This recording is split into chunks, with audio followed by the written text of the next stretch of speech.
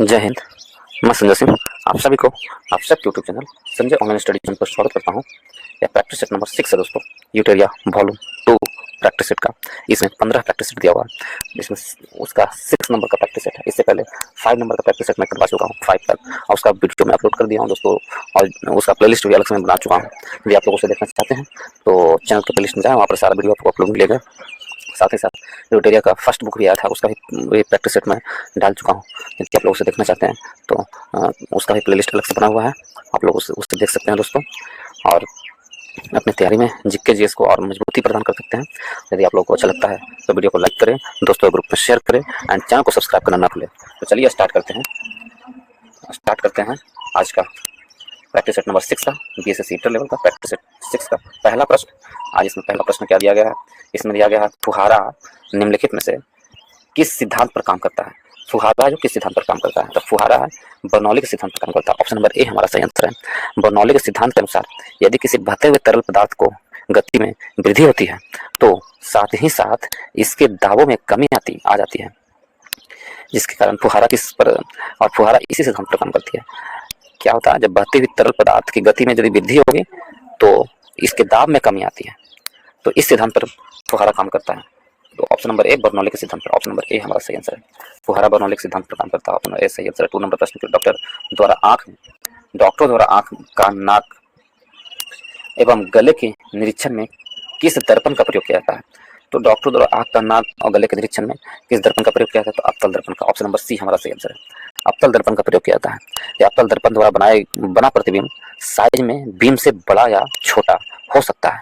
प्रतिबिंब वास्तविक या आभासी हो सकता है। डॉक्टर द्वारा आंख, कान, नाक एवं गले का निरीक्षण अवतल दर्पण से किया जाता है। ऑप्शन नंबर सी हमारा सही आंसर है। 3rd नंबर प्रश्न को चलते हैं हम दोस्तों। 3rd में दिया गया है गुरुत्वाकर्षण के सार्वभौमिक नियम का प्रतिपादन किसने किया? तो गुरुत्वाकर्षण के सार्वभौमिक नियम का प्रतिपादन किसने किया है? तो इसे देखें तो न्यूटन ने। गुरुत्वाकर्षण के सार्वभौमिक नियम का प्रतिपादन न्यूटन ने किया था। सार्वभौमिक नियम का प्रतिपादन किसने किया है? न्यूटन ने। ऑप्शन नंबर ए हमारा सही आंसर है। न्यूटन ने इस नियम के अनुसार दो पिंडों के बीच लगने वाले आकर्षण बल का परिणाम उन पिंडों के द्रव्यमान के गुणनफल के समानुपाती तथा उनके बीच के दूरी के वर्ग के व्युत्क्रमानुपाती होगा। तो ऑप्शन नंबर ए हमारा सही आंसर है। नेक्स्ट की ओर 4 नंबर प्रश्न चलते हैं दोस्तों। इसमें दिया गया है वर्षा के दौरान बारिश की बूंदें कैसे गिरती है? तो वर्षा के दौरान बारिश की जो बूंदें है वो एक समान त्वरण से गिरती है। ऑप्शन नंबर डी हमारा सही आंसर है। वर्षा के दौरान बारिश की बूंदें एक समान त्वरण से गिरती है। ऑप्शन नंबर डी सही आंसर है। किस तरह से गिरती है? तो एक समान त्वरण से गिरती है वर्षा की बूंदें। ठीक है, तो ऑप्शन नंबर डी हमारा सही आंसर है। 5 नंबर में वीडियो टेप रिकॉर्डर का आविष्कार किसने किया था? तो वीडियो टेप रिकॉर्डर का आविष्कार चार्ल्स गिन्सबर्ग ने किया था। Charles Ginsberg, option number B हमारा सही आंसर है। वीडियो टेप रिकॉर्डर का आविष्कार चार्ल्स गिन्सबर्ग ने किया था। ऑप्शन नंबर बी सही आंसर है। नेक्स्ट की ओर यदि और इसमें देखें दोस्तों, ठीक है, चार्ल्स गिन्सबर्ग ने, यदि हम देखें ग्राहम बेल, तो ग्राहम बेल किसका आविष्कार किया था? तो टेलीफोन का आविष्कार ग्राहम बेल ने किया था। नेक्स्ट को चलते हैं हम लोग 6 नंबर प्रश्न पर चलते हैं। इसमें दिया गया है 6 में एक्वा रेजिया का मिश्रण है। तो एक्वा रेजिया किसका मिश्रण है? तो एक्वा रेजिया है HCl प्लस HNO3 का मिश्रण है। HCl plus HNO3, option number C हमारा सही आंसर है। HCl और HNO3 का मिश्रण है एक्वा रेजिया, जिसे नाइट्रिक अम्ल एवं हाइड्रोक्लोरिक अम्ल का मिश्रण है। इसमें नाइट्रिक अम्ल का 1 और हाइड्रोक्लोरिक अम्ल का 3, यानी 1:3 का अनुपात में एक्वा रेजिया को मिलाया जाता है। इसे अम्लराज भी कहा जाता है। नाइट्रो हाइड्रोक्लोरिक अम्ल कहलाता है। इसे और क्या नाम से जानता है? नाइट्रो हाइड्रोक्लोरिक अम्ल कहते हैं एक्वा रेजिया को। इसमें गोल्ड और प्लेटिनम को गलाने में ये काम करता है एक्वा रेजिया। तो ऑप्शन नंबर सी हमारा सही आंसर है। ऑप्शन नंबर बी हमारा सही आंसर है। यहाँ पर बी होना चाहिए, तो ये बी होगा, तो सी लिखा गया है। ठीक है, ऑप्शन नंबर बी। नेक्स्ट प्रश्न को 7 नंबर प्रश्न को तरंगदैर्घ्य की प्रकाश के तरंगदैर्घ्य को मापने की इकाई क्या है? तो प्रकाश के तरंगदैर्घ्य के मापने की इकाई एंगस्ट्रम है। ऑप्शन नंबर बी सही आंसर होगा, एंगस्ट्रम होगा। ऐसे इस ऑप्शन के अनुसार सी सही आंसर होगा, एंगस्ट्रम। प्रकाश के तरंगदैर्घ्य को मापने की इकाई को एंगस्ट्रम कहते हैं। ठीक है, 1 एंगस्ट्रम बराबर 10⁻⁻10 मीटर होता है दोस्तों। नेक्स्ट प्रश्न चलते हैं, प्रश्न नंबर 8 की ओर। 8 में कहा गया है किस आदर्श द्रव्य की श्यानता कितनी होती है? किसी आदर्श द्रव्य की श्यानता, किसी आदर्श द्रव्य की श्यानता कितनी होती है? तो किसी आदर्श द्रव्य की श्यानता यदि देखें तो 0 होती है। ऑप्शन नंबर सी सही आंसर है। आदर्श द्रव की श्यानता क्या होती है? शून्य होती है। ऑप्शन नंबर डी सही उत्तर। तरल का वह गुण जिसके कारण तरल की विभिन्न परतों के मध्य अपेक्षिक गति का विरोध होता है श्यानता कहलाता है। अपेक्षिक गति का विरोध होता है उसे ही श्यानता कहते हैं। ठीक है, श्यानता का मात्रक क्या होता है? ऐसा ही मात्रक क्या होता है? तो डेक्का पॉइज होता है या पॉइजली होता है। श्यानता का मात्रक पॉइज या पॉइज, डेक्का पॉइज या पॉइजली होता है। इसे पास्कल सेकेंड भी कहते हैं। ठीक है, तो ऑप्शन नंबर सी सही आंसर। 9 नंबर प्रश्न पे चलते हैं। नीलम यानी रुब्बी का रासायनिक सूत्र है। तो रुब्बी का रासायनिक सूत्र हम यदि देखें तो Al2O3 रुब्बी का रासायनिक सूत्र है। Al2O3 है जो रुब्बी का रासायनिक सूत्र है। नीलम एक रत्न श्रेणी का खनिज है। इसका रासायनिक सूत्र Al2O3 है। नीलम प्राकृतिक में भी मिलता है और यह कृत्रिम में भी बनाया जा सकता है। तो ऑप्शन नंबर ए हमारा सही आंसर है। नीलम का रासायनिक सूत्र Al2O3 है। नेक्स्ट की ओर चलते हैं दोस्तों। नेक्स्ट की ओर, अमोनिया का एक गुण कौन सा है? तो अमोनिया का एक गुण है कि यह हवा से हल्की होती है। अमोनिया। ऑप्शन नंबर डी हमारा सही आंसर है। अमोनिया का एक गुण होता है कि यह हवा से हल्की होती है। ऑप्शन नंबर डी सही आंसर है। नेक्स्ट की ओर चलते हैं दोस्तों। 11 नंबर प्रश्न की ओर चलते हैं हम लोग। 11 में दिया गया है, जल में अस्थायी कठोरता किसकी उपस्थिति के कारण होती है? तो जल में अस्थायी कठोरता है सोडियम और पोटेशियम के सल्फेट की उपस्थिति के कारण होती है। सोडियम एवं पोटेशियम के सल्फेट। ऑप्शन नंबर ए हमारा सही आंसर है। जल एक उत्तम विलायक है। यह अनेक लवणों को घोल लेता है। जल में मैग्नीशियम और कैल्शियम के लवणों, हाइड्रोजन कार्बोनेट, क्लोराइड, सल्फेट आदि से घुलने से यह कठोर हो जाता है। साबुन के साथ आसानी से झाग नहीं देता है। तो जल की कठोरता 2 प्रकार की होती है। ठीक है, एक अस्थायी कठोरता, एक अस्थायी कठोरता। ठीक है, तो जल में कितने प्रकार की होती है? तो एक अस्थायी कठोरता होती है, एक अस्थायी कठोरता होती है। अस्थायी कठोरता में कौन कौन से लवण मिले होते हैं?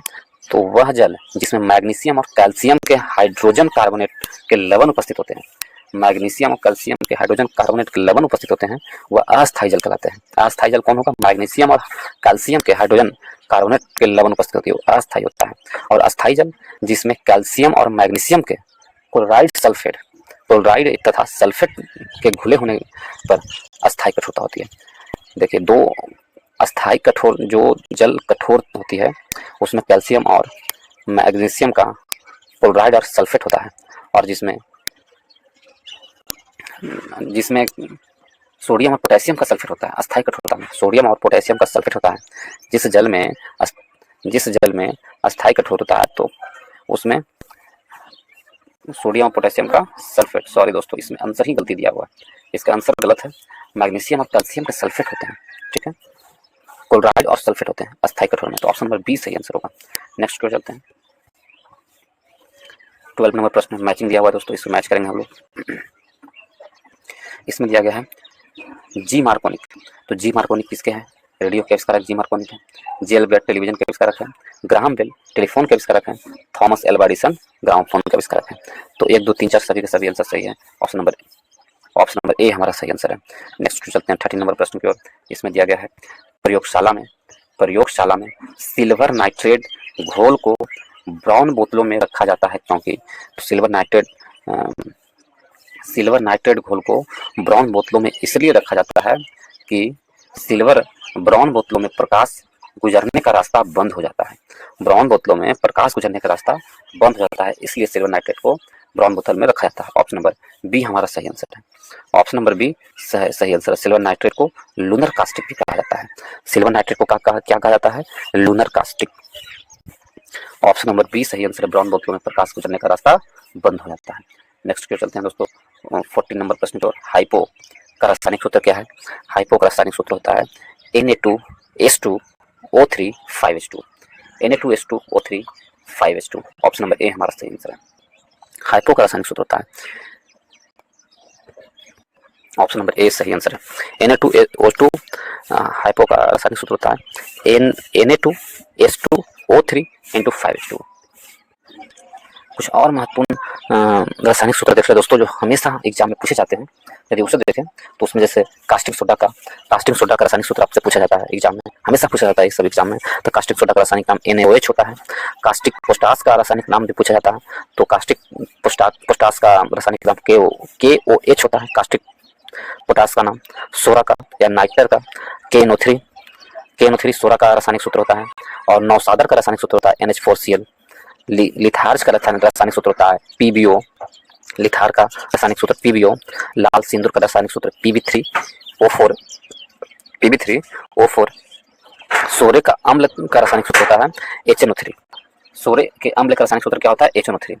तो ये जो कुछ इंपॉर्टेंट रासायनिक सूत्र हमने बताया आपको दोस्तों, ये काफ़ी इंपॉर्टेंट है, हर एग्जाम में इन रासायनिक सूत्र से प्रश्न पूछे ही जाते हैं।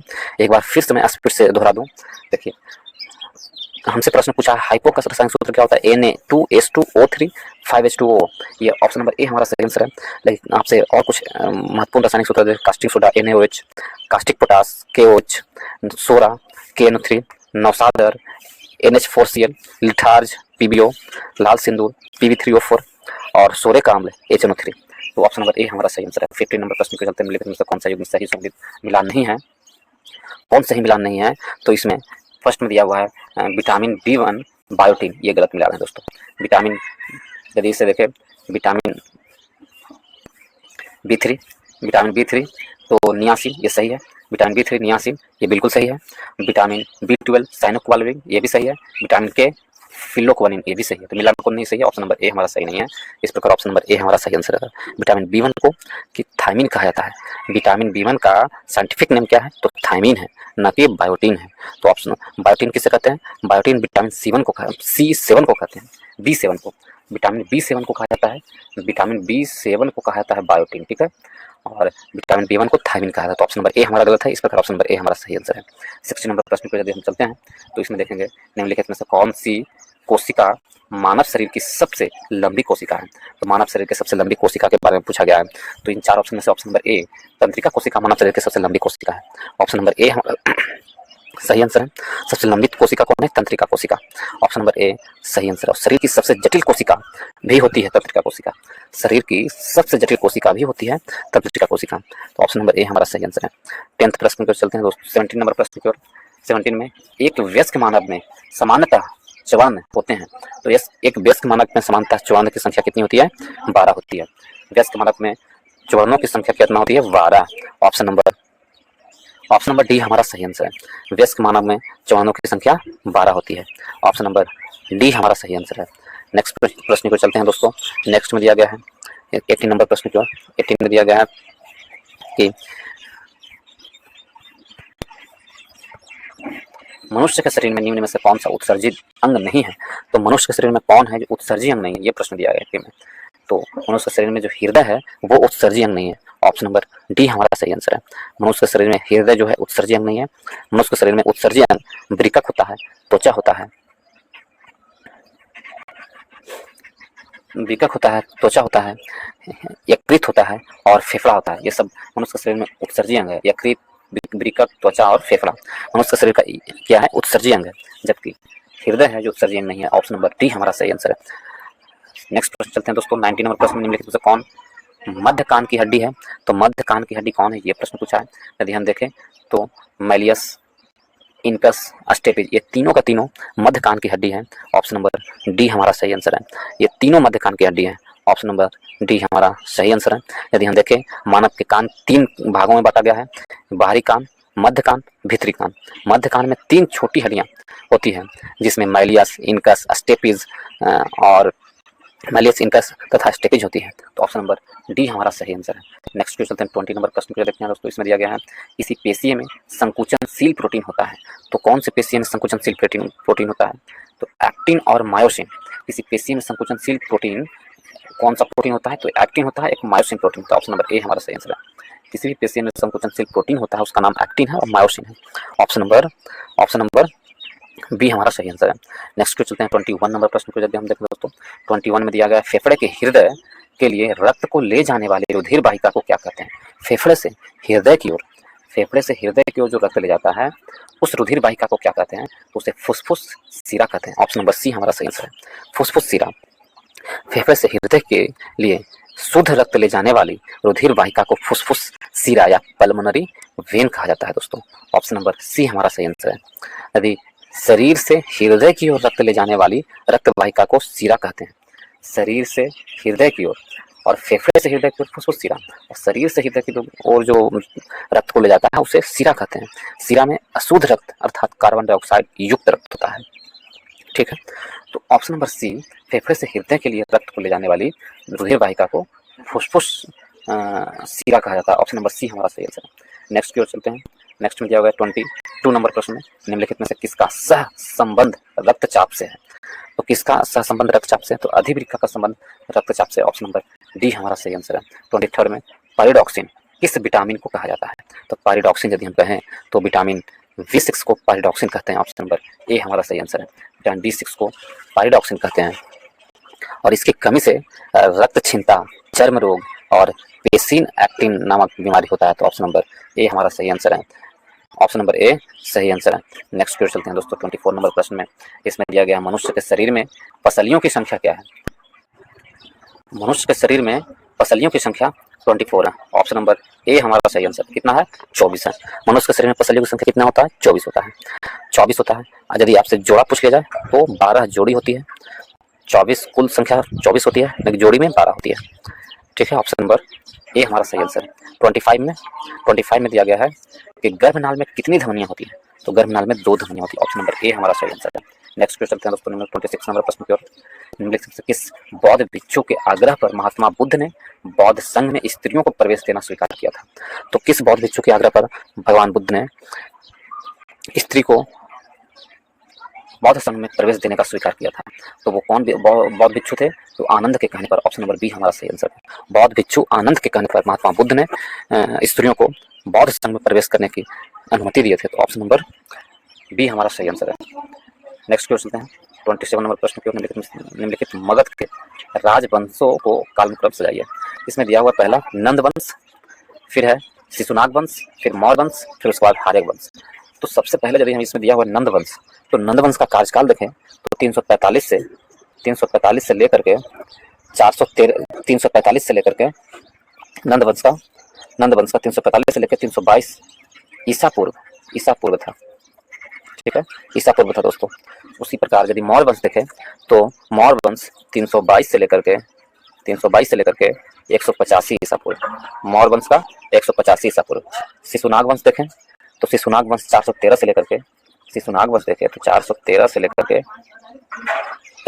लेकर के कितना 413 से लेकर 345 तक शिशुनाग वंश, 345 तक शिशुनाग वंश 413 से लेकर के। और यदि मौर्य वंश को देखें, मौर्य वंश हार्यक वंश को देखें तो हार्यक वंश का 544 से लेकर के 413 तक, 413 ईसा पूर्व तक हार्यक वंश। यदि इस अनुसार यदि हम इसे सजाए राजवंशों को कालक्रम के अनुसार, सबसे पहले कौन होगा, हार्यक वंश, फिर कौन होगा, उसके बाद आपको आएगा हार्यक वंश के बाद शिशुनाग वंश, उसके बाद आएगा नंद वंश, उसके बाद आएगा मौर्य वंश। तो अंतर क्या होगा, 4 2 3 1 2 1 4 2 1 2 1 4 होगा। ऑप्शन नंबर 4 2 1 3 4 2 1 3 हार्यक वंश, शिशुनाग वंश, नंद वंश, मौर्य वंश। ऑप्शन यदि हम देखें तो option number 4 2 1 3 4 2 1 3 option number C हमारा सही आंसर है। नेक्स्ट की ओर चलते हैं दोस्तों 28 नंबर प्रश्न की ओर। यदि आप लोग दोस्तों इसी तरह भारतीय इतिहास पढ़ना चाहते हैं तो इतिहास से पूरी वीडियो चैप्टर वाइज ऑब्जेक्टिव प्रश्न के रूप में मैं अपलोड कर चुका हूं, जिसका प्लेलिस्ट में अलग से बना दिया हूं, और वो घटना चक्र बुक के प्रीवियस ईयर प्रश्न का मैं चैप्टर वाइज लाया हूं दोस्तों। यदि आप लोग उसे देखना चाहते हैं तो वीडियो के प्लेलिस्ट में जाएं, चैनल की प्लेलिस्ट में, वहाँ पर आपको सारा वीडियो उपलब्ध मिलेगा। तीनों इतिहास का वीडियो आपको अलग अलग रूप में मिलेंगे, प्राचीन, मध्यकालीन और आधुनिक भारत का जो इतिहास है सभी का अलग अलग प्लेलिस्ट मिलेगा दोस्तों। और उसी तरह भारतीय संविधान का भी प्लेलिस्ट आपको अलग से मिलेंगे, वो भी चैप्टर वाइज है, और उसे भी आप लोग देख सकते हैं और उसे भी पढ़ सकते हैं दोस्तों। और हमें विश्वास है यदि आप उसे पढ़ेंगे तो निश्चित रूप से आपका पढ़ाई में आपके जो जिस भी एग्जाम का तैयारी कर रहे हैं उसमें आपसे 5 से 10 नंबर पढ़ने की गुंजाइश है दोस्तों, जिसके लिए इसमें आपको कहीं से कोई दिक्कत आने वाली नहीं है। निश्चित रूप से आपको उसमें नंबर बढ़ाने का काम करेगा। तो आप लोग जाएं वहाँ पर और जाकर के देख लें दोस्तों। यदि आप लोग को अच्छा लगता है तो वीडियो को लाइक करें दोस्तों, चैनल को सब्सक्राइब करें और वीडियो को ज़्यादा से ज़्यादा लोगों पर शेयर करें। जहाँ भी ग्रुप है सभी ग्रुप में शेयर करें, ताकि हमें भी मोटिवेशन मिले और चैनल को सब्सक्राइब करना ना भूलें। चलिए 28 नंबर प्रश्न को देखते हैं। इसमें भी मैचिंग दिया गया है, इसे हमें मैचिंग करने के लिए दिया गया है। ठीक है, साहित्य है और लेखक है। ठीक है, तो इसमें दिया गया है कविराज। कविराज के लेखक कौन है? कविराज मार्ग के लेखक कौन है? तो अमोघ वर्ग में कविराज मार्ग के लेखक अमोघ वर्ग है। अमोघ वर्ग प्रथम है, अमोघ वर्ष प्रथम। कविराज मार्ग के लेखक अमोघ वर्ष प्रथम है। आदि पुराण, आदि पुराण के लेखक कौन है? जिनसेन है। आदि पुराण के लेखक जिनसेन है। गणितासार संग्रह के लेखक महावीराचार्य है। गणितासार संग्रह के लेखक कौन है? महावीराचार्य। और अमोघ वृत्ति के लेखक कौन है? सत्यायन। अमोघ वृत्ति के लेखक सत्यायन है। यदि इस प्रकार मैचिंग करें तो 3 4 1 2 3 4 1 2 मैचिंग यदि हम देखें तो 3 4 1 2 किसमें है देख लेते हैं हम लोग। 3 4 1 2 3 4 1 2 3 4 1 2 ऑप्शन नंबर ए हमारा सही आंसर होगा। 3 4 2 1 लिखा हुआ है, 3 4 1 2 ऑप्शन नंबर सी हमारा सही आंसर है। 3 4 1 2 ऑप्शन नंबर सी सही आंसर है। नेक्स्ट क्वेश्चन चलते हैं 29 नंबर प्रश्न की ओर। तुर्कान चहलगानी का निर्माण किसने किया था? तो तुर्कान चहलगानी का निर्माण यदि हम देखें तो इसका निर्माण इल्तुतमिश ने किया था। ऑप्शन नंबर बी हमारा सही आंसर है। इल्तुतमिश ने तुर्कान चहलगानी का निर्माण किया था। देखिए, कुतुबुद्दीन ऐबक की मृत्यु के बाद आराम शाह की हत्या कर इल्तुतमिश शासक बना था। कुतुबुद्दीन ऐबक की मृत्यु हो जाता है तो आराम शाह को शासक बनाया जाता है और उसकी हत्या कर इल्तुतमिश खुद शासक बनते हैं। और 1210 ईस्वी में इल्तुतमिश दिल्ली के सिंहासन पर बैठता है और दिल्ली के शासक बनने से पहले यह कहाँ का? तो बदायूं का राजा था। इसने दिल्ली के सिंहासन पर बैठने के बाद राजधानी को लाहौर से दिल्ली स्थानांतरित किया। पहले दिल्ली का राजधानी कहाँ था? सल्तनत काल का राजधानी यदि आपसे पूछ लिया जाए कुतुबुद्दीन ऐबक के समय में तो वो कहाँ था? लाहौर में था। लेकिन इल्तुतमिश के गद्दी पर बैठने के साथ ही सल्तनत काल के शासक बनते ही इल्तुतमिश ने अपनी राजधानी लाहौर से दिल्ली स्थानांतरित कर दिया था। और इल्तुतमिश कुतुबुद्दीन ऐबक का दामाद था। इसने विरोध सरदारों को परास्त कर अपने वफादार गुलाम अमीरों को एक टुकड़ी बनाई जिससे तुर्कान चहलगानी यानी 40 अमीरों का समूह बनाया कहा जाता है। तो ऑप्शन नंबर बी हमारा सही आंसर है। नेक्स्ट क्वेश्चन है दोस्तों 30 नंबर प्रश्न की ओर। 30 नंबर प्रश्न की ओर देखें तो इसमें दिया गया घटना को कालक्रम द्वारा सजाइए। तो कहा गया पैगंबर मोहम्मद शाह का जन्म। तो देखिए, पैगंबर मोहम्मद शाह का जन्म हुआ था 570 ईसा पूर्व। 570 ईस्वी में पैगंबर मोहम्मद साहब का जन्म हुआ था 570 ईस्वी में। ठीक है, पैगंबर मोहम्मद शाह का जन्म हुआ था 570 ईस्वी में। ठीक है, भारत में यदि गुप्त राजवंश की स्थापना देखें तो गुप्तों की स्थापना 257 माना जाता है, लेकिन 300 चंद्रगुप्त मौर्य से ही वास्तविक रूप से माना जाता है। 319 के आसपास माना जाता है। 319 के आसपास यदि ऐसे माने तो 319 के आसपास माना जाता है वास्तविक रूप से। ठीक है, और यदि इसमें और दिया हुआ है रोमन कोलियस जो थे इन्होंने 80 ईस्वी में कब? 80 ईस्वी में 80 ईस्वी के आसपास इनका कार्यकाल था। ठीक है, तो पीटर महान थे, पीटर महान, इसके बाद पीटर महान आएगा। तो यदि हम इसमें देखें इसका मिलान कर यदि हम करेंगे तो सबसे पहले क्या आएगा इसमें? तो सबसे पहले आएगा रोमन कोलियस 80 के आसपास, ईस्वी के आसपास। और उसके बाद कौन आएगा? उसके बाद आएगा गुप्तों का, भारत में गुप्त राजवंश 319 ईस्वी में, ईसा पूर्व में, ईस्वी में। उसके बाद आएगा पैगंबर मोहम्मद शाह, उसके बाद पीटर महान, रूस का जार बनना। तो इस प्रकार यदि हम देखें तो आंसर होगा ऑप्शन नंबर ए हमारा सही आंसर होगा। नेक्स्ट चलते हैं दोस्तों 31 नंबर प्रश्न की ओर। इसमें दिया गया है सूफी संतों एवं उनके विभिन्न सिलसिलाओं के संबंध में कौन सा विकल्प सही है? तो सूफी संत है और कुछ सिलसिला है, इसे देख लें हम लोग। तो इसमें दिया गया है निजामुद्दीन औलिया जो थे इनकी कौन सी सिलसिला है? तो शेख निजामुद्दीन औलिया की कौन सी है? चिश्ती संप्रदाय से थे शेख निजामुद्दीन औलिया। बहाउद्दीन जकारिया सुहरावर्दी संप्रदाय से संबंधित थे। बहाउद्दीन जकारिया सुहरावर्दी संप्रदाय से संबंधित थे। जकारिया मियाँ मीर थे जो कादरी संप्रदाय से संबंधित थे। और अहमद सरहिंदी थे नक्शबंदी से संबंधित थे। ऑप्शन नंबर यदि मिलान करें तो 3 2 1 4 ऑप्शन नंबर बी हमारा सही आंसर है। 3 2 1 4 ऑप्शन नंबर बी सही है। नेक्स्ट क्वेश्चन है दोस्तों 32 नंबर प्रश्न में 1857 की क्रांति सर्वप्रथम कहाँ से प्रारंभ हुई? 1857 की क्रांति यदि हम देखें सर्वप्रथम मेरठ से प्रारंभ हुई थी। ऑप्शन नंबर ए हमारा सही आंसर है। 1857 की क्रांति सर्वप्रथम मेरठ से 10 मई 1857 के शाम से स्टार्ट हुआ था। शाम में हुआ था स्टार्ट 10 मई 1857 में। और समस्त भारतवासी 10 मई को प्रत्येक वर्ष क्रांति दिवस के रूप में मनाते हैं। इस क्रांति की शुरुआत का श्रेय मंगल पांडे को जाता है।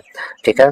और 29 मार्च 1857 को बैरकपुर छावनी में मंगल पांडे ने चर्बी वाले कारतूस का विरोध कर 2 अंग्रेज अफसर को गोली से मार डाले थे, जिसके पश्चात उन्होंने गिरफ्तार कर बैरकपुर में 8 अप्रैल को फांसी दे दी गई थी। तो ऑप्शन नंबर ए हमारा सही आंसर। ऑप्शन नंबर ए हमारा सही आंसर है, मेरठ से। नेक्स्ट क्वेश्चन है दोस्तों, इसमें दिया गया है 33 नंबर 33 में दिया गया है। तो निम्नलिखित संधियों का कालानुक्रम सजाइए। कुछ संधि दिए हुए हैं, ठीक है। तो जैसे कि सालाबाई की संधि, वसीन की संधि, अमृतसर की संधि, श्रीरंगपट्टनम की संधि। यदि इसे मैच करें, हम कालानुक्रम में सजाने के लिए कह रहा है, सबसे पहले क्या आया था, तो यदि इसमें अमृतसर की संधि के बारे में देखें तो 1809 ईस्वी में 1809 ईस्वी में अमृतसर की संधि हुई थी, ठीक है। उसके बाद वसीन की संधि देखें तो 1802 ईस्वी में वसीन की संधि हुई थी। श्रीरंगपट्टनम की संधि कब हुई थी, तो 1792 ईस्वी में श्रीरंगपट्टनम की संधि हुई थी, ठीक, 1792 में। और सालाबाई की संधि हुई थी, सालाबाई की संधि 1782 ईस्वी में, 1782 में सालाबाई की संधि हुई थी, 1782 ईस्वी में। तो यदि इसे देखें तो सजाने के लिए हमने दिया गया है, तो सबसे पहले क्या होगा, सालाबाई की संधि 1782, उसके बाद श्रीरंगपट्टनम की संधि 1792, उसके बाद होगा भसीन की संधि 1802, उसके बाद होगा अमृतसर की संधि 1809। मैच करेंगे 4-3-2-1, 4-3-2-1, ऑप्शन नंबर सी हमारा सही आंसर होगा। ऑप्शन नंबर सी सही आंसर है। नेक्स्ट क्वेश्चन चलते हैं दोस्तों, 34 नंबर प्रश्न जो भारतीय राष्ट्रीय कांग्रेस के 1885 में महासचिव कौन थे। तो भारतीय राष्ट्रीय कांग्रेस के 1885 के महासचिव यदि देखें हम, तो वो महासचिव एओ ह्यूम थे। 1885 में एओ ह्यूम भारतीय राष्ट्रीय कांग्रेस के महासचिव थे। और डब्ल्यू.सी. बनर्जी 1885 में कांग्रेस के अधिवेशन की अध्यक्षता कर रहे थे। प्रथम अध्यक्ष कौन थे, कांग्रेस की स्थापना 1885 में हुई थी, उस समय उसके अध्यक्ष बनाया गया था डब्ल्यू.सी. बनर्जी को बनाया गया था। और महासचिव किसे बनाया गया था, तो एओ ह्यूम को। ऑप्शन नंबर ए हमारा सही आंसर है। और जब कांग्रेस की स्थापना हुई थी, उस अधिवेशन में 72 प्रतिनिधियों ने भाग लिया था। कितना, 72 प्रतिनिधियों ने भाग लिया था, ठीक है। ऑप्शन नंबर ए हमारा सही आंसर। 35 नंबर प्रश्न में डलहौजी के राज हड़प नीति सबसे पहले किस राज्य पर लागू की गई थी। डलहौजी की राज हड़प नीति सबसे पहले सतारा में के द्वारा किया गया था। ऑप्शन नंबर ए हमारा सही आंसर है। डलहौजी ने हड़प नीति अपनाया था, उसमें सबसे पहले सतारा राज्य को हड़पा था 1848 ईस्वी में, सतारा को उसने हड़पा। उसके बाद जयपुर को हड़पा 1849 में, उसके बाद संभलपुर को 1849 में, उसके बाद बगहाट को 1850 में, उदयपुर को 1892 में, झांसी को 1853 में और नागपुर को 1854 में। हड़प नीति से संबंधित है राज डलहौजी। ऑप्शन नंबर ए हमारा सही आंसर। नेक्स्ट क्वेश्चन है, इसमें 36 नंबर प्रश्न को दिया गया है, किन वायसराय के शासनकाल में पहला कारखाना अधिनियम पारित किया गया था। तो पहला कारखाना अधिनियम पारित किया गया था, कौन वायसराय था, तो 1881 ईस्वी में पहला कारखाना अधिनियम पारित किया गया था। कब, 1881 में। तो उस समय कार्यकाल देखे तो 1881 में लॉर्ड रिपन का था। ऑप्शन नंबर सी हमारा सही आंसर है। लॉर्ड रिपन के कार्यकाल में पहला कारखाना अधिनियम पारित किया गया था। और लॉर्ड रिपन का कार्यकाल 1880 से लेकर 1884 तक था, ठीक है। ऑप्शन नंबर सी हमारा सही आंसर है। और इसी के समय में वर्नाक्युलर प्रेस एक्ट को समाप्त किया गया था। लॉर्ड रिपन के समय में वर्नाक्युलर प्रेस एक्ट समाप्त किया गया था। स्थानीय स्वशासन का जनक भी लॉर्ड रिपन को ही कहा जाता है। स्थानीय स्वशासन के जनक कौन है, तो लॉर्ड रिपन है। तो ऑप्शन नंबर सी हमारा सही आंसर है। नेक्स्ट क्वेश्चन चलते हैं दोस्तों, इसमें 37 नंबर प्रश्न की ओर, पंचशील का सिद्धांत निम्नलिखित में से क्या नहीं है। तो पंचशील का सिद्धांत क्या नहीं है, तो पंचशील का सिद्धांत गुट निरपेक्षता नहीं है। ऑप्शन नंबर ए हमारा सही आंसर है। पंचशील का सिद्धांत गुट निरपेक्षता नहीं है। पंचशील का 5 सिद्धांत था। कौन कौन सा सिद्धांत था, और पंचशील जो हुआ था, पंचशील भारत और चीन के बीच में हुआ था पंचशील सिद्धांत, ठीक। किसके किसके बीच, भारत और चीन के बीच में हुआ था पंचशील सिद्धांत। और यह संधि हुआ था 29 अप्रैल 1954 को। पंचशील का सिद्धांत भारत और चीन के बीच हुआ था। यह बैठक 29 अप्रैल 1954 को की गई थी। इसमें 5 सिद्धांत दिए गए थे। पहला सिद्धांत था, एक दूसरे के प्रादेशिक अखंडता और प्रभुसत्ता के लिए परस्पर सम्मान करना। दूसरा था, एक दूसरे के विरुद्ध आक्रमण कार्रवाई न करना। तीसरा, एक दूसरे के आंतरिक मामलों में हस्तक्षेप करना, ठीक है। और चौथा नंबर था, समानता और परस्पर लाभ की नीति का पालन करना। और पांचवा था, शांतिपूर्ण सह अस्तित्व की नीति में विश्वास रखना। पंचशील में ये 5 सिद्धांत दिए गए थे। इसमें से 3 सिद्धांत इसमें लिखे हुए हैं, 2 सिद्धांत और हमने बता दिया। तो हमसे पूछा पंचशील का सिद्धांत कौन नहीं था, ऑप्शन नंबर ए हमारा सही आंसर होगा। गुट निरपेक्षता नहीं थी। पंचशील सिद्धांत हुआ था 1954 में, और छोटा डेट तो 29 अप्रैल 1954 में। नेक्स्ट क्वेश्चन चलते हैं 38 नंबर प्रश्न की ओर। यदि इसमें देखें 38 में, मुद्रास्फीति के कारण किसको लाभ होता है। यदि मुद्रास्फीति हो जाए तो लाभ किसे होगा, ऋणी को लाभ होगा। जो ऋण ले चुका है उसे लाभ होता है मुद्रास्फीति में। तो ऑप्शन नंबर डी हमारा सही आंसर है। 39 नंबर प्रश्न चलते हैं, इसमें दिया गया है 39 में, नगदी रिजर्व अनुपात जिसका कम हो जितना कम हो, बैंकों द्वारा उधार देने की गुंजाइश उतना ही। यदि नकदी रिजर्व अनुपात कम हो जाता है तो बैंक उतना ही क्या देंगे, ऋण उतना ही देगा, ज़्यादा लोगों को ऋण देने में सक्षम होगी, तो बड़ी होगी। ऑप्शन नंबर ए हमारा सही आंसर होगा, गुंजाइश उतनी ही बढ़ जाती है, तो ऑप्शन नंबर ए सही आंसर है। और 40 नंबर प्रश्न की ओर, भारत में पहली जनसंख्या नीति की घोषणा की गई थी, तो भारत में पहली जनसंख्या नीति की घोषणा 1976 में किया गया था, ऑप्शन नंबर ए हमारा सही आंसर है। जनसंख्या नीति की घोषणा कब की गई थी, 1976 ईस्वी में, ऑप्शन नंबर ए हमारा सही आंसर है। नेक्स्ट क्वेश्चन चलते हैं, 41 नंबर प्रश्न को यदि हम देखें तो 41 में दिया गया है, भारतीय संविधान के किस अनुच्छेद के तहत राज्य वित्त आयोग का प्रावधान किया गया है, तो राज्य वित्त आयोग का प्रावधान अनुच्छेद 243 के आई के तहत किया गया है, ऑप्शन नंबर सी हमारा सही आंसर है। संविधान के अनुच्छेद 243 के अंतर्गत राज्य वित्त आयोग का गठन किया गया है। राज्य के राज्यपाल प्रत्येक वर्ष 5 वर्षों के लिए राज्य वित्त आयोग का गठन करते हैं, और अनुच्छेद 243 के जे के तहत, अनुच्छेद 243 के जे में पंचायतों के लेखाओं से संबंधित प्रावधान दिए गए हैं, अनुच्छेद 243 के जे में, तो ऑप्शन नंबर सी हमारा सही आंसर। नेक्स्ट क्वेश्चन चलते हैं 42 नंबर प्रश्न पर। भारतीय न्यायिक व्यवस्था में जब जनहितवाद यानी याचिका दायर होता है, PIL की शुरुआत हुई, उस समय भारत का मुख्य न्यायाधीश कौन थे? तो जब जनहित याचिका दायर किया गया, लाया गया था, उस समय भारत के जो मुख्य न्यायाधीश थे वो कौन थे, ये प्रश्न पूछा है। तो उस समय भारत के मुख्य न्यायाधीश PN भगवती थे, ऑप्शन नंबर डी हमारा सही आंसर होगा। कौन थे? PN Bhagwati, option number D सही आंसर है, ऑप्शन नंबर डी सही आंसर होगा दोस्तों, PN भगवती। नेक्स्ट क्वेश्चन चलते हैं 43 नंबर प्रश्न की ओर, निम्नलिखित में से कौन सा रीट व्यक्तिगत स्वतंत्रता के रूप में जाना जाता है? तो व्यक्तिगत स्वतंत्रता के रूप में बंदी प्रत्यक्षीकरण को जाना जाता है, ऑप्शन नंबर सी हमारा सही आंसर, बंदी प्रत्यक्षीकरण को व्यक्तिगत स्वतंत्रता के रूप में जाना जाता है। बंदी प्रत्यक्षीकरण रीट का उद्देश्य किसी व्यक्ति की स्वतंत्रता का सुरक्षित करना होता है, तो ऑप्शन नंबर सी हमारा सही आंसर है। व्यक्तिगत स्वतंत्रता कौन सा है? तो बंदी प्रत्यक्षीकरण। नेक्स्ट क्वेश्चन चलते हैं 44 नंबर प्रश्न। भारतीय संविधान के संवैधानिक सलाहकार के रूप में किसे जाना जाता है? संवैधानिक सलाहकार के रूप में BN रॉ को जाना जाता है, ऑप्शन नंबर डी हमारा सही आंसर है। BN रॉ है भारतीय संविधान के संवैधानिक सलाहकार के रूप में जानता है BN रॉ को। यदि इसमें और कुछ महत्वपूर्ण प्रश्न दिए गए हैं कि भारतीय संविधान सभा का चुनाव भारतीय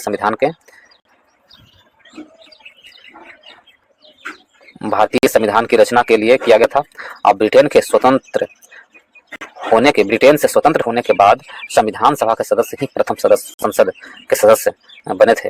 और अस्थायी अध्यक्ष पूछे भारतीय संविधान के, तो सच्चिदानंद सिन्हा थे। अस्थायी अध्यक्ष डॉक्टर राजेंद्र प्रसाद थे। प्रारूप समिति के अध्यक्ष कौन थे? भीमराव अम्बेडकर। संवैधानिक सलाहकार BN रॉय थे, और उपाध्यक्ष थे हरेंद्र कुमार मुखर्जी या VT कृष्णाचारी, तो ऑप्शन नंबर बी हमारा सही आंसर है। नेक्स्ट चलते हैं दोस्तों 45 में, भारतीय संविधान में अध्यादेश का प्रावधान किस अधिनियम से लिया गया है? तो भारतीय संविधान में अध्यादेश का प्रावधान कहां से लिया गया है? भारत शासन अधिनियम 1935 के द्वारा भारतीय संविधान में अध्यादेश का प्रावधान लिया गया है। कहां से? भारत शासन अधिनियम 1935 के द्वारा, ऑप्शन नंबर ए हमारा सही आंसर है। नेक्स्ट चलते हैं 46 नंबर प्रश्न के दोस्तों, निम्नलिखित में से कौन सा मिलान असत्य है? कौन सा मिलान सही नहीं है, यह पूछा है। भारत में मौलिक अधिकार भाग 3 में सही है, मौलिक कर्तव्य भाग 4 के ए में आपात उपबंध 20 में दिया गया है, आपात उपबंध 20 में नहीं है, ऑप्शन नंबर सी हमारा गलत है, ये असत्य है। तो इस पर ऑप्शन नंबर सी हमारा सही आंसर होगा। राजभाषा भाग 17 में, तो ये सही है।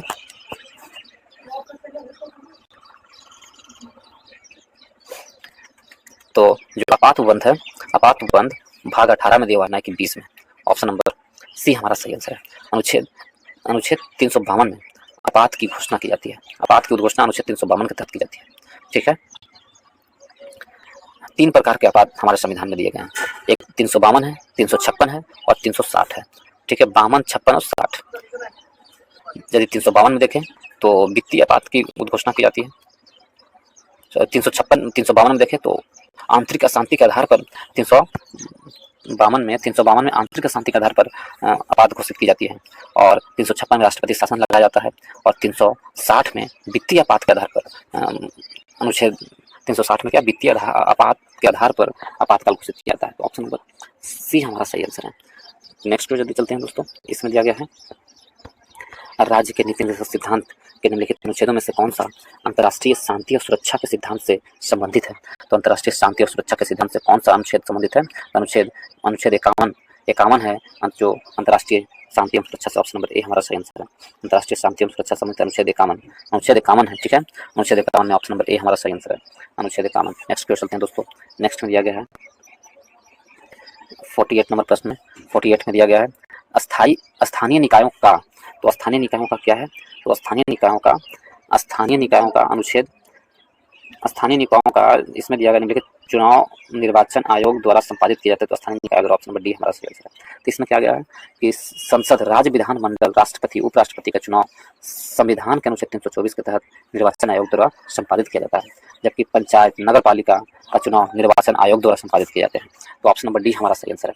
49 नंबर प्रश्न पर जल्दी चलते हैं। इसमें दिया गया है भारतीय संविधान सभा ने राष्ट्रीय ध्वज को सर्वप्रथम कब स्वीकारा था, भारतीय संविधान सभा ने राष्ट्रीय ध्वज को 22 जुलाई 1947 को स्वीकारा था, ऑप्शन नंबर सी हमारा सही आंसर है। 22 जुलाई 1947 को भारतीय संविधान सभा ने क्या स्वीकारा था, भारत का राष्ट्रीय ध्वज स्वीकारा था। 24 जनवरी 1950 को डॉक्टर राजेंद्र प्रसाद ने संविधान सभा में वंदे मातरम को राष्ट्रगीत के रूप में अपनाने से संबंधित, राष्ट्रगीत को कब अपनाया गया था, वंदे मातरम एक राष्ट्रगीत है, 24 जनवरी 1950 को अपनाया गया था, किसे, वंदे मातरम को। और राष्ट्रगान भी, जन गण मन जो है राष्ट्रगान भी 24 जनवरी 1950 को ही अपनाई गई थी। भारतीय संविधान सभा द्वारा 26 नवंबर 1949 को पारित किया गया और 26 नवंबर को दिन भारत में संविधान दिवस के रूप में घोषित किया गया है, ठीक है। 26 नवंबर को क्या संविधान दिवस के रूप में मनाया जाता है और 26 जनवरी 1950 को संविधान लागू कर दिए गए। तो हमारा आंसर क्या होगा, ऑप्शन नंबर सी, 22 जुलाई 1947 को राष्ट्रीय ध्वज को सर्वप्रथम स्वीकार किया गया था। नेक्स्ट क्वेश्चन है दोस्तों 50 नंबर प्रश्न में सम्मिलित करने के लिए दिया गया 50 नंबर प्रश्न में थोड़ा छोटा कर लेते हैं ताकि सारा आ जाए। इसमें दिया गया है वाग्यो, हरिकेन, टाइफून, विली। यदि इसे देखें तो हरिकेन कहाँ, संयुक्त राज्य अमेरिका में आने वाले तूफान है हरिकेन। टाइफून, चीन में आने वाले तूफान को टाइफून कहते हैं। विली, ऑस्ट्रेलिया में आने वाले तूफान को विली कहते हैं और फिलीपींस में आने वाले तूफान को वाग्यो कहते हैं। तो इस प्रकार यदि मैचिंग करेंगे 3-4-2-1 ऑप्शन नंबर बी हमारा सही आंसर। नेक्स्ट क्वेश्चन है दोस्तों 51 नंबर प्रश्न निम्नलिखित में से कौन शीतोष्ण मरुस्थल नहीं है, शीतोष्ण मरुस्थल कौन नहीं है, यदि इसे लिखें तो शीतोष्ण मरुस्थल कौन नहीं है, शीतोष्ण मरुस्थल नहीं है सोनोरन, शीतोष्ण मरुस्थल नहीं है, ठीक है। सोनोरन अमेरिका एवं मैक्सिको में विस्तृत गर्म मरुस्थल है, ना कि शीतोष्ण, ऑप्शन नंबर बी हमारा सही आंसर है। 52 नंबर प्रश्न में नियाग्रा जलप्रपात किस नदी पर स्थित है, यदि नियाग्रा जलप्रपात को देखें तो नियाग्रा जलप्रपात आपको सेंट लॉरेंस नदी पर स्थित है, ऑप्शन नंबर सी हमारा सही आंसर है। नियाग्रा जलप्रपात सेंट लॉरेंस नदी पर स्थित है, ऑप्शन नंबर सी हमारा सही आंसर है। एंजिल जलप्रपात कैरो नदी पर, एंजिल जलप्रपात कहाँ स्थित है, कैरो नदी पर। नियाग्रा जलप्रपात सेंट लॉरेंस नदी पर। विक्टोरिया जलप्रपात जाम्बेजी नदी पर, जाम्बेजी नदी पर कौन है, विक्टोरिया जलप्रपात जाम्बेजी नदी पर। और बायोमा जलप्रपात जायरे नदी पर, जायरे नदी पर कौन है, बायोमा जलप्रपात। स्टैनली जलप्रपात कांगो नदी पर, कांगो नदी पर कौन है, स्टैनली जलप्रपात। एंजिल विश्व का सबसे ऊंचा जलप्रपात है 979 मीटर, एंजिल जलप्रपात है, एंजिल जलप्रपात विश्व का सबसे ऊंचा जलप्रपात है जो कैरो नदी पर स्थित है एंजिल जलप्रपात। तो हमसे पूछा नियाग्रा सेंट लॉरेंस नदी पर। नेक्स्ट क्वेश्चन है दोस्तों, नेक्स्ट प्रश्न दिया गया है 53 नंबर प्रश्न क्या है, सतपुड़ा श्रेणी का निर्माण किससे हुआ है, सतपुड़ा श्रेणी का निर्माण यदि देखें तो ग्रेनाइट और बेसाल्ट से हुआ है, ऑप्शन नंबर सी हमारा सही आंसर है। सतपुड़ा का निर्माण ग्रेनाइट और बेसाल्ट से हुआ है, ऑप्शन नंबर सी हमारा सही आंसर है, ठीक है। ग्रेनाइट और बेसाल्ट चट्टानों से हुआ सतपुड़ा, यह एक ब्लॉक पर्वत है, सतपुड़ा पर्वत है, सतपुड़ा श्रेणी है, यह एक ब्लॉक पर्वत है। यह पर्वत श्रेणी नर्मदा एवं ताप्ती नदियों के बीच जल विभाजन का कार्य करती है। सतपुड़ा के जल विभाजक का कौन करती है, सतपुड़ा जो पर्वत है नर्मदा और ताप्ती नदी का जल विभाजक का कार्य करती है। इस श्रेणी में सर्वोच्च चोटी यानी सतपुड़ा श्रेणी की सर्वोच्च चोटी कौन है, धूपगढ़ है, जिसकी ऊंचाई 1350 मीटर है। धूपगढ़ सतपुड़ा की सबसे ऊंची चोटी है और सतपुड़ा श्रेणी के महादेव पर्वत पर स्थित है। धूपगढ़ कहाँ स्थित है, सतपुड़ा श्रेणी के महादेव पर्वत पर स्थित है जो सबसे ऊंची चोटी है। मैकाल श्रेणी की सर्वोच्च चोटी यदि आपसे पूछ लिया जाए तो कौन है, तो मैकाल पर्वत की सर्वोच्च चोटी अमरकंटक है। मैकाल पर्वत की सर्वोच्च चोटी कौन है, अमरकंटक, और यहीं से नर्मदा और सोन का उद्गम हुआ है। तो हमसे पूछा सतपुड़ा, ऑप्शन नंबर सी हमारा सही आंसर। नेक्स्ट क्वेश्चन है दोस्तों 54 नंबर प्रश्न में निम्न महासागरीय धाराओं में से कौन सी प्रशांत महासागर से संबंधित नहीं है, तो प्रशांत महासागर से कौन संबंधित नहीं है, इसमें कनारी सागर है जो प्रशांत महासागर से संबंधित नहीं है, कनारी सागर प्रशांत महासागर से संबंधित नहीं है, ऑप्शन नंबर ए हमारा सही आंसर है। बाकी क्यूरोसियो, कैलिफोर्निया और हम्बोल्ट सभी प्रशांत महासागर से संबंधित है, ऑप्शन नंबर कौन सही नहीं है, तो ऑप्शन नंबर ए हमारा सही नहीं है। नेक्स्ट चलते हैं 55 नंबर प्रश्न की ओर। रेखा किस देश से नहीं गुजरती है? कर्क रेखा है जो ईरान से नहीं गुजरती है। मिस्र, भारत और म्यांमार से कर्क रेखा गुजरती है, परंतु ईरान से नहीं गुजरती है कर्क रेखा।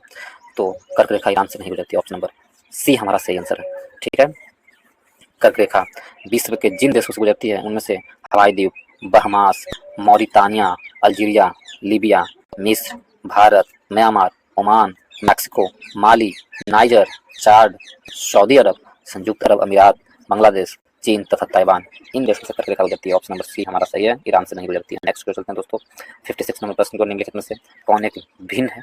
कौन एक भिन्न है वो प्रश्न पूछा गया है। गुलाबी शहर जयपुर सही है, बंगाल का शोक दामोदर नदी सही है, सूर्य नगरी जोधपुर सही है, महलों का शहर बम्बई है गलत है। ऑप्शन नंबर बी हमारा सही आंसर, महलों का शहर कलकत्ता को कहा जाता है दोस्तों। नेक्स्ट चलते हैं 57 नंबर प्रश्न की ओर। इसमें दिया गया है भारत के प्रथम मुख्य न्यायाधीश कौन थे? तो भारत के प्रथम मुख्य न्यायाधीश जस्टिस हीरालाल एच जे कान्या थे। ऑप्शन नंबर ए हमारा सही आंसर है, Hiralal H J कान्या। Option number A हमारा सही आंसर है। उच्चतम न्यायालय की स्थापना अनुच्छेद 124 के तहत किया गया है। उच्चतम न्यायालय की स्थापना अनुच्छेद 124 के 1 के तहत किया गया है। वर्तमान में सर्वोच्च न्यायालय में 34 न्यायाधीश हैं दोस्तों, कुल मिला के 34 है, उसमें से एक मुख्य न्यायाधीश और 33 अन्य न्यायाधीश। तो ऑप्शन नंबर ए हमारा सही आंसर है। 58 में चलते हैं। ग्रीन पीस क्या है? ग्रीन पीस क्या है? तो पर्यावरण समर्थकों का एक अंतर्राष्ट्रीय संगठन है। पर्यावरण समर्थकों का एक अंतर्राष्ट्रीय संगठन है Greenpeace. Option number C हमारा सही आंसर है, और जिसकी स्थापना वर्ष 1971 में हुई थी। ग्रीन पीस पर्यावरणकर्ताओं का समूह है जिसकी स्थापना कब हुई थी? 1971 में हुई थी।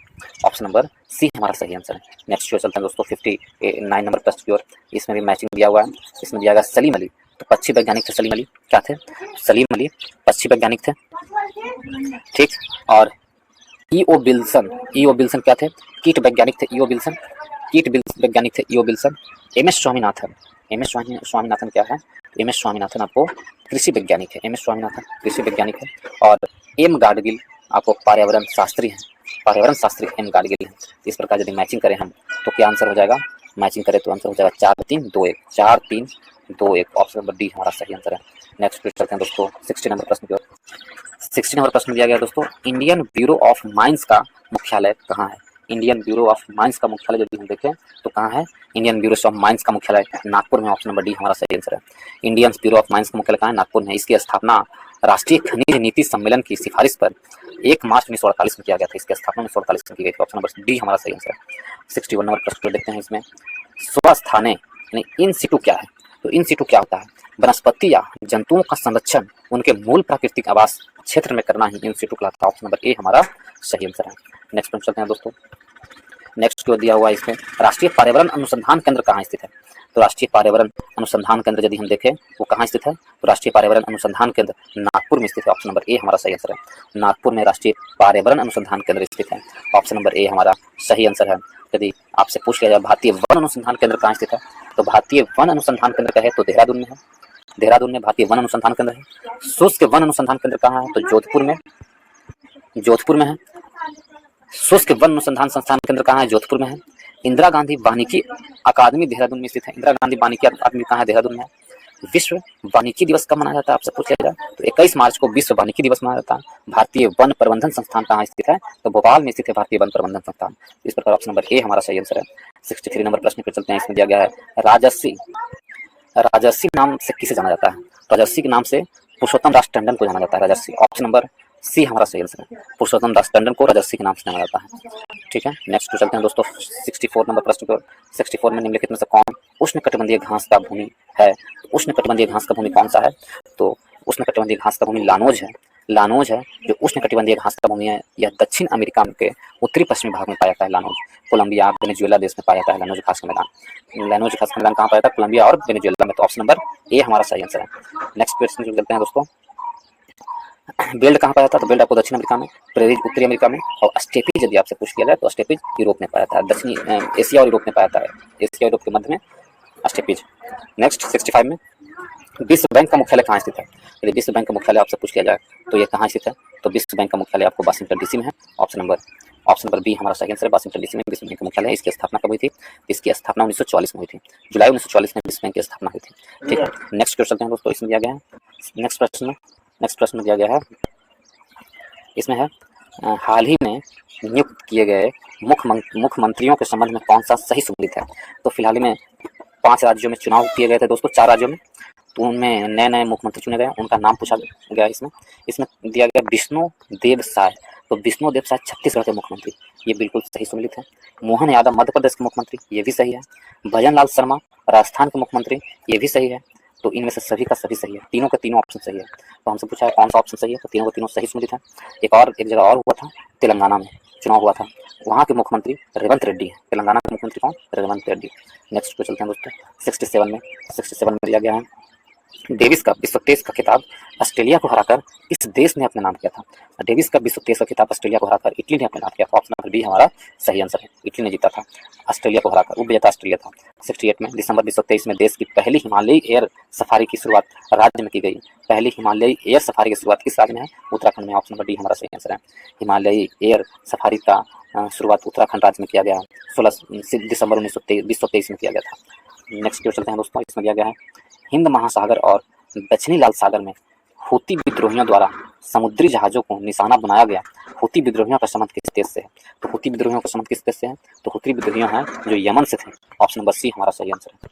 यदि आप लोग दोस्तों इसी तरह प्रैक्टिस बनाना चाहते हैं, जीके जीएस का प्रैक्टिस सेट को रिवाइज करना चाहते हैं, जैसे यूटेरिया प्रैक्टिस सेट में लाया हूँ, उसी प्रकार क्रॉन का प्रैक्टिस सेट भी, उसमें 15 प्रैक्टिस सेट दिया हुआ, उसका जितने भी जीके जीएस है सभी का व्याख्या मैं किया हूँ, उसमें डिटेल व्याख्या है, आप लोग उसे जाकर रिवाइज कर सकते हैं दोस्तों। और रूपमणि प्रकाशन का भी प्रैक्टिस सेट में लाया हूँ, उसका भी पूरी व्याख्या आपके साथ मैं प्रैक्टिस सेट को अपलोड कर दिया हूँ। 1 से लेकर 20 प्रैक्टिस सेट तक वॉल्यूम 2 का पूरा अपलोड है, आप लोग उसे भी देख सकते हैं। और यदि आप लोग को अच्छा लगता है तो वीडियो को लाइक करें, दोस्तों के ग्रुप में शेयर करें और चैनल को सब्सक्राइब करना ना भूलें। चलिए 70 नंबर प्रश्न पर चलते हैं हम लोग। 70 नंबर प्रश्न दिया मेरे से, किसके द्वारा मछुआरा की सुरक्षा बढ़ाने के लिए एक डिस्ट्रेस अल्टर्स ट्रांसमीटर DAT विकसित किया गया है? किसके द्वारा DAT विकसित किया गया? तो इसरो के द्वारा, भारत का जो इसरो है इसके द्वारा। इसरो का फुल फॉर्म होता है, जब हिंदी में बताएं, भारतीय अंतरिक्ष अनुसंधान संगठन कहा जाता है, इंग्लिश में Indian Space Research Organisation, ISRO का फुल फॉर्म होता है। नेक्स्ट प्रश्न को चलते हैं दोस्तों, 71 नंबर प्रश्न को, हाल ही में BCCI ने किस पूर्व क्रिकेटर की जर्सी को रिटायर करने की निर्णय लिया है? तो कौन से क्रिकेटर के जर्सी को रिटायर करने का निर्णय लिया है BCCI ने? तो वो महेंद्र सिंह धोनी की जो जर्सी है उसे रिटायर करने की निर्णय लिया है BCCI ने, और उनका जर्सी नंबर कितना था? 7 था। इससे पहले सचिन तेंदुलकर की जर्सी को भी रिटायर कर दिया गया है, उनका जर्सी नंबर 10 था। तो ऑप्शन नंबर डी हमारा सही आंसर है। नेक्स्ट प्रश्न चलते हैं दोस्तों, 72 नंबर प्रश्न में, इसमें दिया गया 72 में, जनवरी 2024 में किस राज्य की हट्टी समुदाय को अनुसूचित जनजाति का दर्जा प्रदान किया गया? तो हट्टी समुदाय किस राज्य की, काफी इंपॉर्टेंट प्रश्न है दोस्तों, ये प्रश्न अधिक से अधिक एग्जाम में दिए जा सकते हैं। हट्टी जनजाति के बारे में आपसे पूछ लिया जाएगा कि हट्टी समुदाय किस राज्य से संबंधित रखते हैं? तो हट्टी समुदाय है जो हिमाचल प्रदेश से संबंधित है। ऑप्शन नंबर बी हमारा सही आंसर है, हट्टी समुदाय हिमाचल प्रदेश से संबंधित है। ऑप्शन नंबर बी सही आंसर है। हिमाचल प्रदेश का जो हट्टी समुदाय है उसको ST का दर्जा दिया गया है, यानी अनुसूचित जनजाति का दर्जा दिया गया 2024 में। नेक्स्ट की ओर प्रश्न को चलते हैं, 73 नंबर प्रश्न की ओर, फिल्म फेयर पुरस्कार 2024 के संबंध में कौन सम्मिलित नहीं है? तो फिल्म फेयर पुरस्कार 2024 के संबंध में कौन सम्मिलित नहीं है? यह है बेस्ट एक्टर रणवीर सिंह। ये सही नहीं है, बेस्ट एक्टर रणवीर सिंह को नहीं दिया गया है। देखिए 69 में फिल्म फेयर अवार्ड 2024 में आयोजित हुआ, कहाँ आयोजन हुआ? 69 फिल्म फेयर अवार्ड। तो 69 में फिल्म फेयर अवार्ड गुजरात में इसका आयोजन किया गया। सर्वश्रेष्ठ फिल्म 12th फेल को दिया गया है, 12th फेल को सर्वश्रेष्ठ फिल्म का पुरस्कार दिया गया है। सर्वश्रेष्ठ एक्ट्रेस या सर्वश्रेष्ठ अभिनेता का है तो रणबीर कपूर को, सर्वश्रेष्ठ अभिनेता कौन है? सॉरी, रणबीर कपूर, रणवीर सिंह नहीं है, रणबीर कपूर एनिमल के लिए सर्वश्रेष्ठ अभिनेता का पुरस्कार दिया गया है। सर्वश्रेष्ठ अभिनेत्री का पुरस्कार आलिया भट्ट को, रॉकी और रानी की प्रेम कहानी के लिए, फिल्म का है रॉकी और रानी की प्रेम कहानी के लिए आलिया भट्ट को सर्वश्रेष्ठ अभिनेत्री का, और सर्वश्रेष्ठ निर्देशक बिद्दू विनोद चोपड़ा को सर्वश्रेष्ठ निर्देशक का पुरस्कार दिया गया 12th फेल में का जो फिल्म निर्देशित किया उसके लिए। तो ऑप्शन नंबर डी हमारा सही आंसर होगा। ऑप्शन नंबर ए हमारा, इसमें पूछा कौन सम्मिलित नहीं है, तो ऑप्शन नंबर कौन सम्मिलित नहीं है? तो ऑप्शन नंबर बी सम्मिलित नहीं है, ऑप्शन नंबर बी सही आंसर होगा। बाकी ऑप्शन सम्मिलित है, ऑप्शन नंबर बी सम्मिलित नहीं है। रणवीर सिंह बेस्ट एक्टर नहीं, रणवीर कपूर बेस्ट एक्टर है, बेस्ट एक्टर के रूप में रणवीर कपूर को दिया है, ना कि रणवीर सिंह को। ऑप्शन नंबर बी सही आंसर है, वो गलत है। नेक्स्ट प्रश्न चलते हैं दोस्तों, हाल ही में हुए नियुक्ति में कौन सम्मिलित है?